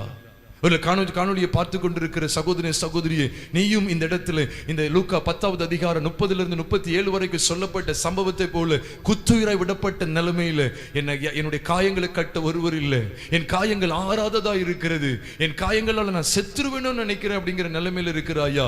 உன்னை சமாரியன் காண்கிறா. உன்னுடைய காயங்களை கட்டக்கூடிய பரம சமாரியன் உண்டு, இயேசு கிறிஸ்து. அவரைத்தான் உனக்கு அறிவிக்கிறோம். நீ இதுவரைக்கும் ஆசாரியனையும் லேவியனையும் பார்த்து இவர்கள் எப்படியாவது என் காயத்தை கட்டிடுவாங்க, எனக்கு உதவி செய்வாங்கன்னு சொல்லி நீ நம்பி இருந்ததெல்லாம் போதும். அப்படிப்பட்ட கிரியைகளுக்கு ஒப்பாயிருக்கிற ஆசாரியனும் லேவியனும் உன்னை வேடிக்கை மாத்திரம்தான் பார்ப்பார்கள், உதவி செய்ய முடியாது. அதனால சொல்றேன், மாம்சத்துக்கு ஏதுவா அனுசரித்திராதீங்க. நீங்கள் சுயாதீனத்திற்கு என்று அழைக்கப்பட்டீர்கள். அதனால் உங்கள் சுயாதீனத்தை மாம்சத்துக்கு ஏதுவாக அனுசரியாமல் அன்பினாலே ஒருவருக்கொருவர் ஊழியம் செய்யுங்கள் என்று கலாத்தியர் 5வது அதிகாரம் 13ஆம் வசனத்தில் சொல்லப்பட்டிருக்கு. சுயாதீனத்தை மாம்சத்துக்குள்ள கொண்டு போக கூடாது. அதனாலதான் இஸ்மவேல் ஈசாக்கு ஒன்னா இருக்க முடியாது. அதனாலதான் வேறு பிரிப்பை உண்டாக்குகிறார். கர்த்தருடைய சபையை இதை விளங்கிக் கொள்ளுங்க. அந்த இடத்துலயும் அவங்க சமாரியனோடு ஒத்து வர முடியாது. சமாரியன் வேறு, யூதன் வேறு, சம்பந்தம் கலக்க முடியாது. மாம்சம் ஆவியோடு சம்பந்தம் கலக்க முடியாது. 2 கொரிந்தியர் 3வது அதிகாரம் 3வது வசனத்தை வாசித்து பாருங்கள். எழுத்து கொல்லுகிறது, ஆவியோ உயிர்ப்பிக்கிறது.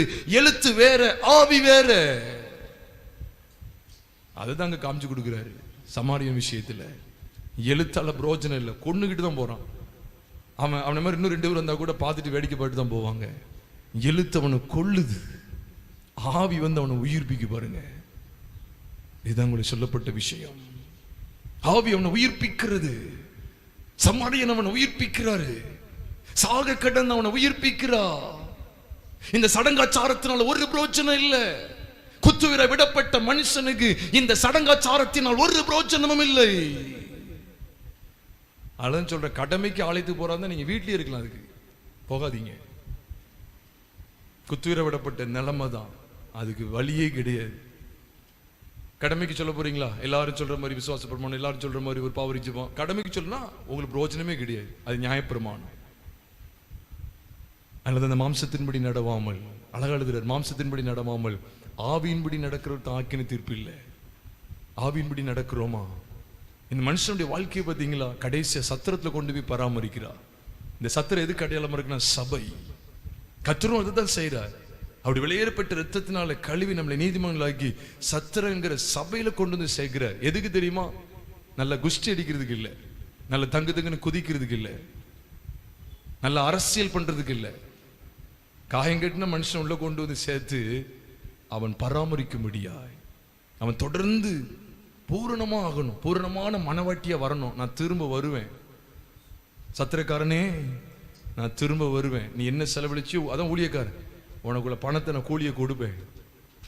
எதுக்கு வருவேன்? அவனை நான் விசாரிக்க வரப்போறேன். சபையை உன் கையில கொடுத்துருக்கிறேன், விசாரிக்க வரப்போறேன். நீ பராமரிச்சியா? அவனுடைய காயங்களை எல்லாம் கட்டி கொடுத்தேன். இப்ப கடைசியா அவனை எப்படி கொண்டு வரணும்னா, எந்த ஒரு தழும்பு இல்லாம, கரை இல்லாம, எந்த ஒரு மாசு இல்லாம மனவாட்டியாகிய சபையாய், மாசற்ற மனவாட்டியாகிய சபையாய் அவருக்கு முன்பாக நிறுத்துவதுதான் ஒரு சபை நடத்துகிற ஊழியக்காரனுக்கு தேவன் கொடுத்த பெரிய பொறுப்பு. காணிக்க எண்ணுவதில்ல. ஆரான முடிஞ்சா போதும், காணிக்கின்றதான் குறியா இருப்பாங்க. காணிக்க ஆரான முடியும். ஒரு கூட்டம் அப்படி வெளியே தெரிச்சு போகும், இன்னொரு கூட்டம் அப்படி வந்து உள்ள ஒரு மாதிரி இருக்கீங்களா, தட்டோட வந்து நிற்கும். பார்த்திருப்பீங்க. இங்க ஒரு கூட்டம் அப்படியே வெளியே போவோம், ஒரு கூட்டம் அப்படியே உள்ள வரும் அரசியல் பண்றதுக்கு. அப்படியே சக்குன்னு உட்கார்ந்துருவாங்க. உட்காந்து டீ வேண்டுவா, ஒரு 50 ரூபா கொடுத்து டீ வேண்டுவா. அரசியல் பண்றதா? இதா கிறிஸ்தவ வாழ்க்கை? உனக்கு பைபிள் தெரியாது, வேதம் ஒண்ணுமே தெரியாது. சபை எதுக்கு அப்படின்னா பராமரிப்பு உள்ள ஸ்தலம். அன்னைக்கு இன்னும் சொல்லி அழைக்கப்பட்டது. நான் சொல்றேன், church is called in, where we can be flourished, where we can be fed on. போஷிக்கப்படுற ஒரு இடம், வழிநடத்தப்படக்கூடிய ஒரு இடம், பராமரிக்கப்படக்கூடிய இடம். குத்துவிர விடப்பட்ட மனுஷன் பிசாசுடைய கையில இருந்தான், இப்ப சத்திரக்காரன் கைக்கு வர்றான். பிசாசுடைய கரத்துல பிடிக்கப்பட்டு, அட்டிக்கப்பட்டு, நொறுக்கப்பட்டு சாக கடந்த மனுஷனை கிறிஸ்து தம்முடைய கரத்துல எடுத்து காயங்கள் எல்லாம் கட்டி சபையில விட்டுட்டு போறாரு. திரும்ப வருவாரு. அவ கவனமா இருந்துருங்க. அதனாலதான் காயங்கட்டப்படுதலும் பராமரிக்கப்படுதல் என்கிற ஒரு அற்புதமான அனுபவத்தை இந்த பகுதியில் ஆண்டவர் காண்பித்து கொடுத்த முழு கிறிஸ்தவ வாழ்க்கைக்கும், ஒட்டுமொத்த கிறிஸ்தவ வாழ்க்கைக்கும் ஒரு அற்புதமான ஒரு காட்சியை ஆண்டவர் இந்த இடத்துல விட்டு செல்கிறார். இந்த இடத்துல நமக்கு காண்பித்து கொடுக்கிறார். மேலோட்டமா பாத்துறாதீங்க. ஆசாரியன், லேவியன், அதனாலதான் சொல்றேன், இந்த சமாரியன் உங்களுக்கு ஒத்தே வர மாட்டாங்க. அதனாலதான் வேதம் அதை தான் சொல்லுது. யோவான் எழுதின சுவிசேஷம் 1வது அதிகாரம் 11வது வசனத்தை வாசிக்கும் போது, 1:1 தான். யோவான் 1வது அதிகாரம் 11வது வசனத்தை வாசிக்கும் போது, அவர் தமக்கு சொந்தமானதிலே வந்தார், அவருக்கு சொந்தமானவர்களோ அவரை ஏற்றுக்கொள்ளவில்லை. அதனாலதான் அவர் எப்படி தம்மை காமிக்கிறாருன்னா, நான் யூதரால ஒதுக்கப்பட்ட சமாரியன் காமிச்சு கொடுக்கிறார். அதனாலதான் அந்த அப்போஸ்தலர்கள் தெளிவா காமிச்சு கொடுத்தாங்க. நீங்க எல்லாத்தையுமே நான் சொல்ற வசனத்தெல்லாம் நீங்க இந்த பகுதி கொண்டு வந்துடணும். லூக்கா 10வது அதிகாரம் 30-37 சொல்லப்பட்ட சம்பவத்துக்கு கொண்டு வந்தாதான் ஆழ்ந்த வெளிப்பாடு, இல்லைன்னா கிடையாது. சொல்ற வசனங்கள் எல்லாம் இங்க கொண்டு வரணும். அதுக்கு தான் இந்த வசனங்களை சொல்லிட்டு இருக்கிறேன். நல்ல கவனிங்க. அதனாலதான் அங்க தெளிவா ஒரு காரியம் அங்க காண்பிக்கப்பட்டிருக்கு. நீங்க இயேசுவானவரை குறித்து கூட நீங்க பாத்தீங்கன்னா அவர் சமாரியனா இருக்கிறார், இவங்க எல்லாம் யூதனா இருக்கிறாங்க. இவங்க எல்லாம் யூதன். அப்ப யூதனுக்கு சமாரியனுக்கு ஆகாது. அதனாலதான் அப்போஸ்தலர் நடவடிக்கைகள்ல சொல்லப்பட்டிருக்கு. அப்போஸ்தலர் நடவடிக்கைகள் 4வது அதிகாரத்துக்கு வேதத்தை திருப்பி பாருங்க. அப்போஸ்தலர் நடவடிக்கைகள் 4வது அதிகாரம் 11, 12 ரெண்டையும் சேர்த்து கவனிச்சீங்கன்னா அப்போஸ்தலர்கள் ஜனங்களுக்கு அறிவிக்கக்கூடிய விசேஷித்த செய்தி என்ன தெரியுமா? வீடு கட்டுகிறவர்களாகிய உங்களா அற்பமா எண்ணப்பட்ட அவரே தலைக்கு மூளைக்கல்லானார். யூதனே, ஆசாரியனே, லேவியனே, நீ சமாரியன் அற்பமாவா நீ பாக்குற? அவர்தான் சமாரியன். வீடு கட்டுகிறவர்களாகிய உங்களா அற்பமா எண்ணப்பட்ட அவரே தலைக்கு மூளைக்கல்லானார், அவராலே அன்றி. நீ யார தள்ளியோ? சமாரியனை தள்ளியா? அதான் சொல்றாங்க, மேட்ச் பண்ணிருங்க. லூக்கா 10 கொண்டு வந்துருங்க. அவராலே அன்றி வேறு ஒருவராலும் ரட்சிப்பு இல்லை. அப்படி என்ன அர்த்தம் சொல்றாருன்னா, அந்த சமாரியானே அன்றி, அந்த சமாரியானே அல்லாமல் வேறு ஒருவராலும் ரட்சிப்பில்லை. நீ தள்ளிவிட்டிய சமாரியன் உன் பார்வைக்கு அற்பமா தெரிஞ்சானே, அற்பமா எண்ணப்பட்ட அவரே தலைக்கு மூளைக்கல்லானவர், அவராலே அன்றி வேறு ஒருவராலும் ரட்சிப்பில்லை. நாம் ரட்சிக்கப்படும்படி வானத்தின் கீழெங்கும் கீழ் எங்கும் மனுஷர்களுக்குள்ளே அவருடைய நாமமே இல்லாமல் வேறொரு நாமம் கட்டளையிடப்படவும் இல்லை. நீங்க சமாரியன் கையில விடப்பட்டீங்க அப்படின்னா அற்புதமா பராமரிக்கிறதுக்கான காரியங்களை செய்வா. ஆனா சடங்காச்சாரத்துல விழுந்தீங்க அப்படின்னு சொன்னா நீங்க எண்ணிட்டே இருக்க வேண்டியதான். அப்புறம் உங்க பிள்ளைகள், அப்புறம் இப்ப அரசியல் பண்ணுவாங்க, அதுக்கப்புறம் உங்க பிள்ளைகள் அரசியல் பண்ணும். இதெல்லாம் எதுக்கு சொல்லணும்? அந்த சடங்காச்சாரமான சபைகள் சீர்கெட்டு போறதுக்கு காரணமே இதுதான். இவன் ஆசாரியனையும் லேவியனையும் பார்த்து பார்த்து பார்த்து இவன் எனக்கு உதவி செஞ்சிருவான், அப்புறம் நீங்க இதை செஞ்சிருவோம். அதுதானே கதை நடக்கு. நீ குத்துயிர விடப்பட்ட நிலைமை தான், சாகிற வரைக்கும் அதுதான். நீ தான் ஆசாரியன் லேவியனை நோக்கி பார்க்க. மாம்சத்தின்படி ஒரு கிறிஸ்தவ பாடல்களை போட்டு விடுறது, மாம்சத்தின்படி வசனம், மாம்சத்தின்படி அசனம், இப்படி எதையாவது ஒண்ணு செஞ்சு செஞ்சு செஞ்சு இன்னும் நீ தேரவே இல்லையே. இன்னும் நீ குத்துயிரதனை விடப்பட்டிருக்க, உனக்கு ஒரு பிரயோஜனமே கிடையாது. அதனாலதான் எகிப்தின் குமாரத்திக்கு ஒரு அழைப்பு கொடுக்கப்படுது. எகிப்தின் குமாரத்தியாகிய கன்னிகையே, எரேமியா தீர்க்கதரிசன புஸ்தகம், எரேமியாவின் புஸ்தகம் 46வது அதிகாரம் 11வது வசனத்தை வாசித்து பாருங்க. எரேமியா 46:11 சொல்லுகிறது, எகிப்தின் குமாரத்தியாகிய கன்னிகையே. அவ எகிப்துக்கு ஒரு அழைப்பு வருது. அதுவும் என்னென்னமோ மருந்துகளை சாப்பிட்டு பாக்கு, மாம்சீகமா என்னென்னையோ மந்திரம் சொல்லி என்னமோ சடங்குகளை செஞ்சு பாக்கு, ஒரு பிரோஜனம் கிடையாது. அதனாலதான் அழைப்பு கொடுக்கிறார். எகிப்தின் குமாரத்தியாகிய கன்னிகையே, நீ கீழையாத்துக்கு போய் பிசின் தைலம் வாங்கு. நீ திரளான அவிழ்தங்களை கூட்டுகிறது உனக்கு விருதா, உனக்கு ஆரோக்கியம் உண்டாகாது. திரளான அவிழ்தங்களை கூட்டுகிறது விருதா, உனக்கு ஆரோக்கியம் உண்டாகாது. வேதம் தெளிவா சொல்லிடு. குத்துவரை விடப்பட்டிருக்கிற மனுஷனே, மனுஷியே, நீ மாம்சீகமா பேசி மாம்சீகமா யோசித்து உன்னுடைய மனமும் மாம்சமும் விரும்பினதை செய்து ஒரு கிறிஸ்தவ வாழ்க்கை வாழ்வாய் என்றால் நீ உன்னை நீயே வஞ்சித்துக் கொண்டிருக்கிறாய். நீ குத்துயிராய் விடப்பட்டவன், நீ குத்துயிராய் விடப்பட்டவள். உனக்கு ஆரோக்கியமே கிடையாது. நீ ஆசாரியனை பார்க்க வேண்டியதான், ஆசாரியன் உன்னை பார்க்க வேண்டியதுதான். ஏதாவது உதவி ஆசாரியன் லேவியன் நினைச்சு வந்துருமா? என்னிடம் ஒன்றுமில்லை, உனக்கு உதவி செய்ய என்னிடம் ஒன்றுமில்லை. நீ பாக்குறியப்ப ஏதாவது செய். பவுலும் புலம்புற, ஏதாவது செய்ப்பா, பாடுபடுற. இந்த மரண சரீரத்தின் யாருன்னு விடுதலையாக்குவா, போராடுற, முடியல. அங்க சொன்னாங்க, அங்க போய் பார்வை பாருங்கன்னு சொன்னாங்க, செஞ்சு முடியல. இதை சுட ஒரு 7 நாள் கொளுத்தி போட்ட சரியா சொன்ன முடியல. அங்க போய் ஒருத்தங்கிட்ட கேளுங்க, அவங்க கரெக்டா சொல்லுவாங்க. இது பத்தியமா இத்தனை நாள் இப்படி சாப்பிட்ட சரியான்னு சொன்னாங்க, நடக்கல. ஏதாவது உதவி செய்யுங்கப்பா. அதான் சொல்ற, மாம்சத்தினாலே பலவீனமாயிருந்த நியாயப்பிரமாணம் செய்யக்கூடாததை தேவனே செய்யும்படிக்கு. நாங்க தாங்க சமாரியனோட வருகையை நான் பார்க்கிறேன். ஆசாரியனும் லேவியனாலும் செய்யக்கூடாததை, மாம்சத்தினாலே பலவீனமாயிருந்த ஆசாரியனும் லேவியனும் செய்யக்கூடாததை தேவனே செய்யும்படிக்கு சமாரியனை அனுப்பி தம்முடைய குமாரனை அனுப்பி, எப்படி அனுப்புறாரு பார்த்தீங்களா? காயங்கட்டும்படி அனுப்பினா. கிறிஸ்து இயேசுவை பற்றி கொள்ளுங்க. நீங்க மாம்சத்துக்கு எதுவும் அனுசரிக்காதீங்க. சடங்காச்சாரமா போய் ஒரு கூட்டம் குத்துகிற கிடக்கு போகட்டும். உங்களுக்கு எனக்கு தேவன் வெளிப்பாடான சத்தியங்களை தருகிறா. நீங்க எந்த இடத்துல இருக்க போறீங்க? கடைசி 2 வசனங்களை சொல்லி நாங்க ஜோம் பண்ண போறோம். எபிரேயர் 7வது அதிகாரம் 18-19 நீங்க வாசிச்சு பாருங்க. நம்ம எல்லாருக்கும் தெரிந்த வசனங்கள் தான். எபிரேயர் 7வது அதிகாரம் 18-19 சொல்லுது, முந்தின கட்டளை பலவீனம் உள்ளதும் பயனற்றதுமாய் இருந்தது நிமித்தம் மாற்றப்பட்டது. முந்தின கட்டளை பலவீனம் உள்ளதும் பயனற்றதுமாய் இருந்தது நிமித்தம். அந்த முந்தின கட்டளை நீங்க எழுதி வச்சுக்கலாம். ஆசாரியன் லேவியன் எழுதி வச்சுக்கலாம். லூக்கா 10வது அதிகாரத்தை எழுதி வச்சுக்கலாம். அது பலவீனம் உள்ளது, பலவீனம் உள்ளதும் பயனற்றதுமாய் இருந்தது நிமித்தம் மாற்றப்பட்டது. நியாயப்பிரமாணமான, அடுத்த வசனம் சொல்லுது 19, நியாயப்பிரமாணமானது ஒன்றையும் பூரணப்படுத்தவில்லை, அதிக நன்மையான நம்பிக்கையை வருவிப்பதோ பூரணப்படுத்துகிறது. அந்த நம்பிக்கையினாலே நாம் தேவனிடத்தில் சேருகிறோம். இல்லைன்னா ஒண்ணுமே இல்லை. அவன் நினைச்சிருப்பான், இந்த சமாரியன் மட்டும் வரல அப்படின்னா என் வாழ்க்கையே முடிஞ்சது. அவன் அடுத்து என்ன நினைச்சிருப்பான் தெரியுமா? இந்த ஆசாரியனும் லேவியனும் ஒரு காசுக்கும் பிரோஜனம் கிடையாது, என்னை வேடிக்கை பார்க்க மட்டும்தான் பிரோஜனம். என்னைக்குன்னு சொல்றேன், உங்க சரீர முயற்சி எல்லாம் அற்ப பிரோஜனம் உள்ளது. சரீர முயற்சி எல்லாம் அற்ப பிரோஜனம் உள்ளது. அதை செஞ்சலாம் இதை செஞ்சலாம் இல்ல, விசுவாசம், அவரை பற்றுகிற விசுவாசம், அதுலதான் நிலை நிற்க முடியும். கலாத்தியர் 3:11 அதைத்தான் சொல்லுது.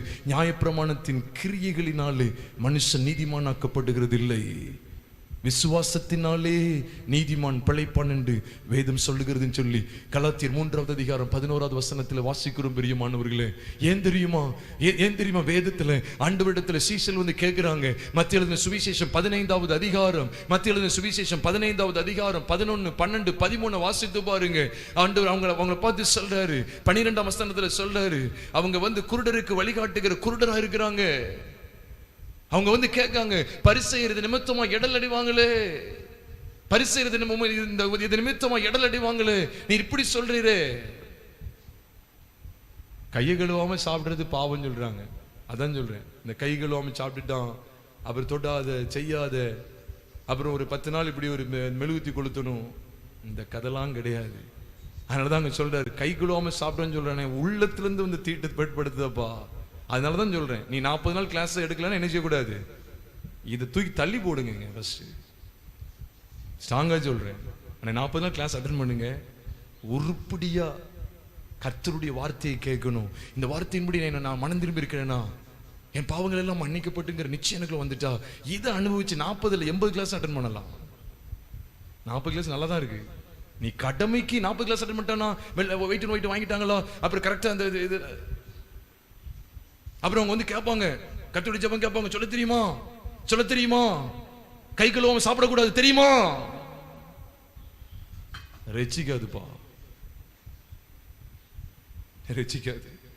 அதனாலதான் சொல்லிட்டாரு, என் பரமபிதா 13ஆம் வசனத்துல சொல்றாரு, மத்தேயு 15:13 சொல்றாரு, என் பரமபிதா நடாத நாற்றெல்லாம் வேரோடு பிடுங்கப்படும். அவனும் நாட்டி இருக்கிறான், அதெல்லாம் வேரோடு பிடுங்கப்படுற கூட்டம். அதை சொல்லிட்டு தான் சொல்றாரு, அவங்கள விட்டுரு, அந்த கூட்டம் போய்கிட்டே கிடக்கட்டும், அவன் வந்து வேடிக்கை பார்த்து போயிட்டே இருப்பான். அவர்களை விட்டு விடுங்கள், அவர்கள் குருடருக்கு வழிகாட்டுகிற குருடராய் இருக்கிறார்கள். அவனே குத்துவிர விடப்பட்ட மனுஷன், அவன் குருடன் சொல்லிட்டாரு. குருடன் எப்படி குருடனுக்கு வழிகாட்ட முடியும்? இவனே ஆத்துமாவுல குத்துவிர கிடக்குறான். இந்த குத்துவிர விடப்பட்ட மனுஷனை தூக்க முடியுமா? கையில மருந்து கிடையாது. நீ மாம்சத்தின் அடிப்படையில் கிறிஸ்தவத்தை தழுவ முடியாது, அது பிரோஜனமே கிடையாது. நமக்கு நல்ல காயம் கட்டுகிற சமாரியனும் சத்திரத்தில் வைத்து பராமரிக்கக்கூடிய ஒரு சத்திரக்காரன் நமக்கு உண்டு. பரிசுத்தாவின் அதிகாரம் கொடுக்கப்பட்டு இருக்கிற சபைக்கு நீங்கள் நானும் பராமரிக்கப்படணும். காயம் கட்டப்பட்டு பராமரிக்கப்படுவதுதான் இந்த கிறிஸ்தவ ஜீவியம். அப்படியே எல்லாரும் இருக்க இடத்துல அப்படி எழுந்து நிற்போமா? ஒரு சில கவிகளை பாடி அப்படி ஜெபத்தில் நடத்துவாங்க. தயவு செய்து தயவுசெய்து இன்னைக்கு கேட்ட சத்தியத்தின்படி இந்த காணொளியை பார்த்து கொண்டிருக்கிற சகோதரனே, சகோதரியே, உன்னுடைய கிரியைகளினால நீ நீதிமானாக்கப்பட முடியாது. உன்னுடைய கிரியைகளினால, உன் சொந்த முயற்சியினால, உன் சொந்த பிரயாசத்தினால, உன்னுடைய சொந்த யுக்தியினால, உனக்கு யாரோ ஒருத்தர் ஏதோ சொல்லி ஏதோ ஒரு சடங்கை செய்ய சொன்னாங்க, ஒரு பரிகாரத்தை செய்ய சொன்னாங்க, ஒரு தட்சணையை கொடுக்க சொன்னாங்கன்னு சொல்லி நீ அனுசரிக்கிற அந்த சடங்குகள், ஐதீகங்கள், இப்படிப்பட்ட பாரம்பரியங்கள் உன்னுடைய வாழ்க்கையில் ரட்சிப்பை கொண்டு வராது. அர்ப்பணிப்போமா? எல்லாரும் அப்படி அர்ப்பணிப்போமா? ஆண்டவரே, நீ ஒருத்தர் தான் ஆண்டவரே, உம்மால தான் ஆண்டவர் ரட்சிப்பு, வேற வழியில் இல்லை. அன்றைய சமூகத்தில் அப்படி அர்ப்பணிப்போமா? தயவு செய்து எல்லாரும் அப்படி கண்களை மூடி கர்த்தரை நோக்கி பார்க்கலாமா? Thank you Lord. அப்படியே ஆண்டவருடைய முகத்தை நோக்கி பார்ப்போம். தேவன் நம்மை மீட்கும்படிக்கு தம்முடைய சொந்த குமாரனை அனுப்பினாரே. குற்றுயிராய் கிடந்த நம்மை அவரிடத்தில் சேர்க்கும்படிக்கு இயேசுவே நம்மை தேடி வந்தாரே. ஹல்லேலூயா, ஹல்லேலூயா, தேங்க்யூ லார்ட். வேதம் சொல்லுகிற அவருடைய நாமமே அல்லாமல் நம்மை ரட்சிப்பதற்கு வேறொரு நாமம் கட்டளையிடப்படவில்லை. இயேசுவின் நாமம்தான் நம்மை ரட்சிக்கும். அவர்தான் நல்ல சமாரியனாய் நம்மை தேடி வந்தவர். நியாயப்பிரமாணமோ வேற சட்ட திட்டங்களோ நம்மை மாற்ற முடியாது. இயேசு கிறிஸ்து கிருபை நிறைந்தவராய், சத்தியம் நிறைந்தவராய் நமக்காக வந்தாரே. கிருபையும் சத்தியமும் இயேசு கிறிஸ்து மூலமாய் உண்டானது. அவர் நம்மை ரட்சிப்பதற்காக இந்த உலகத்திற்கு இறங்கி வந்தார். பாவிகளை ரட்சிக்க கிறிஸ்து இயேசு உலகத்திற்கு வந்தாருங்கிற வார்த்தை எல்லா அங்கீகரிப்புக்கும் பாத்திரமானது. இயேசு நம்மை தேடி வந்தாரே, நமக்கு வாழ்வு கொடுக்க வந்தாரே. அந்த இயேசுவை பார்க்கிறோமா? அவரை நோக்கி பார்த்த எல்லாரும் ரட்சிக்கப்பட்டாங்க. அவரை ஏற்றுக்கொண்ட எல்லாரும் ரட்சிக்கப்பட்டாங்க. அவருடைய பாவம் மன்னிக்கப்பட்டது. அவர் உதாசீனப்படுத்திட்டு சட்டத்திட்டங்களை நம்பி போன எல்லாருமே விழுந்து போனாங்க, அல்லது இன்னும் குற்றுயிரா கிடக்கிறாங்க. அநேகர் மரித்து போனாங்க. இந்த செய்தியை கேட்டுக்கொண்டிருக்கிற சகோதரனே, சகோதரியே, இன்னைக்கு கூடுகை வந்திருக்கிற உங்களோட ஆண்டவர் தெளிவா பேசினாரே. இன்னும் ரட்சிக்கப்படாமல் இருப்பீர்களானால், குற்றுயிராய் வாழ்கிற இந்த வாழ்க்கை மாறுவதற்கு ஒரே வழி இயேசுதான். இயேசுவை தவிர நமக்கு வேறு வழி இல்லை. அந்த இயேசு நோக்கி பார்ப்போமா? தேங்க்யூ லார்ட், ஹல்லேலூயா, ஹல்லேலூயா, தேங்க்யூ லார்ட். தேவன் கொடுக்கிற இந்த அருமையான இந்த சந்தர்ப்பத்தை நாம் பற்றிக் கொள்வோம். ஹல்லேலூயா, தேங்க்யூ லார்ட், ஹல்லேலூயா, தேங்க்யூ ஃபாதர், ஹல்லேலூயா. வானத்தின் கீழே பூமியிலே வானவர் இயேசு நாமமல்லா. வானத்தின் கீழே பூமி மேலே வானவர் இயேசு நாமமல்லா. ரட்சிப்படைய வழி இல்லையே, ரட்சகர் இயேசு வழி அவரே. வருவாய் தருணம் இதுவே, அழைக்கிறாரே வல்ல ஆண்டவர் இயேசு வந்தை. வருவாய் தருணம் இதுவே, அழைக்கிறாரே வல்ல ஆண்டவர் இயேசு வந்தை. சத்திய வாக்கை நம்பியே வா, நித்திய ஜீவன் உனக்களிப்பார். சத்திய வாக்கை நம்பியே வா, நித்திய ஜீவன் உனக்களிப்பார். உன் பேரை ஜீவ புஸ்தகத்தில் உண்மையாய் இன்றே எழுதிடுவார். வருவார் தருணம் இதுவே, அழைக்கிறாரே வல்ல ஆண்டவர் இயேசு வந்தை. வாழ்நாளை எல்லாம் பின்னாளாய் வருத்தத்தோடே கழிப்பது ஏன்? வாழ்நாளை எல்லாம் பின்னாளாய் வருத்தத்தோடே கழிப்பது ஏன்? வந்தவர் பாதம் சரணடைந்தார், வாழ்வித்து உன்னை சேர்த்துக் கொள்வார். வருவாய் தருணம் இதுவே, அழைக்கிறாரே வல்ல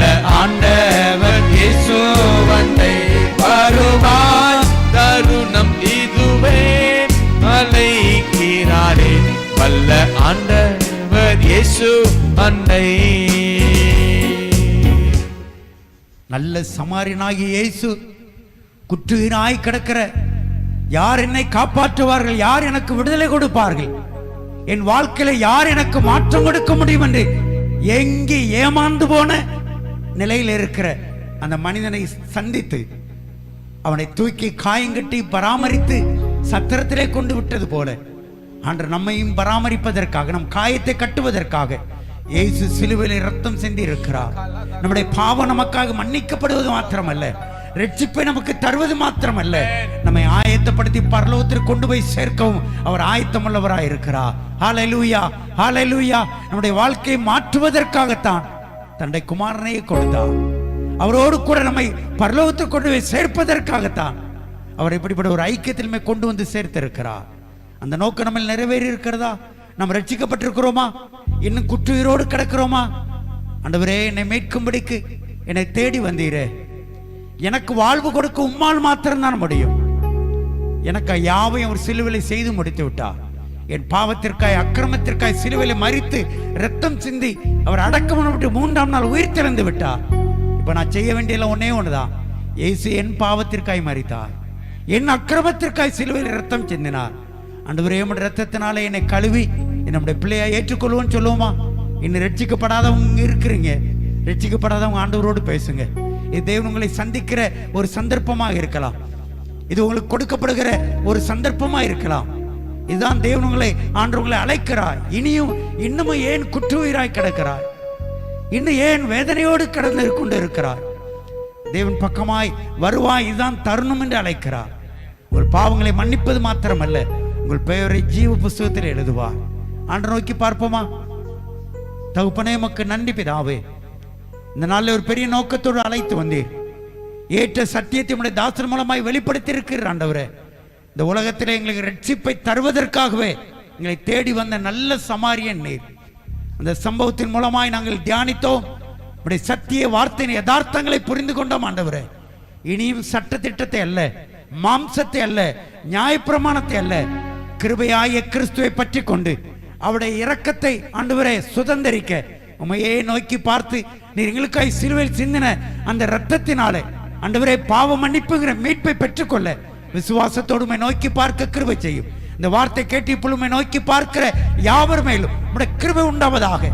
அவர்களை அன்றைக்கு குற்றுயிராய் கிடந்தவனை காயங்கட்டி சுய வாகனத்தில் ஏற்றி ஆண்டவரே சத்திரத்தை கொண்டு பராமரித்த அந்த கிறிஸ்துடைய பிரசன்னம், ஆண்டவரே அதே தேவனுடைய பிரசன்னம் உடைய பிள்ளைகளுடைய சிந்தைகளையும் எண்ணங்களையும் ஆட்கொள்ளட்டும், ஒரு பெரிய மாற்றத்தை உண்டாக்கட்டும். ஆண்டவரே, கிறிஸ்துக்குரியவர்களாய் நித்திய ராஜ்யத்துக்கு உரியவர்களாய் மாறு வரைக்கும் தேவ கிருபை உடைய பிள்ளைகளை ஆட்கொண்டு வழி நடத்தும். செய்தி கொடுத்த தாசனுக்காக, மனைவி பிள்ளைகளுக்காய் கொடுத்த ஊழியத்திற்காய், பிரயாணங்களை வாய்க்க பண்ணி கொண்டு வந்ததற்காய் தோத்துறோம். தொடர்ந்து மகனை ஆசீர்வதிங்க ஆண்டவர், பிரயாணங்களை ஆசீர்வதிங்க, ஊழியத்தை ஆசீர்வதிங்க. இந்த செய்தியை கேட்டு ஆன்லைனில் இணைந்திருக்கிற ஒவ்வொரு மேலும் தயவும் கிருபையும் ஆளுகை உண்டாகட்டும். ஆண்டவரை கேட்ட சத்தியம் பெரிய மாற்றத்தையும் ஒரு பெரிய தெளிவை உண்டாக்கட்டும். ஆண்டவரை, உள்ளே வந்திருக்கிறவர்களை நீர் முன்குறித்து கொண்டு வந்த ஒவ்வொரு ஆத்மம் மேலும் தேவனுடைய பிரசனம் உண்டாவதாக.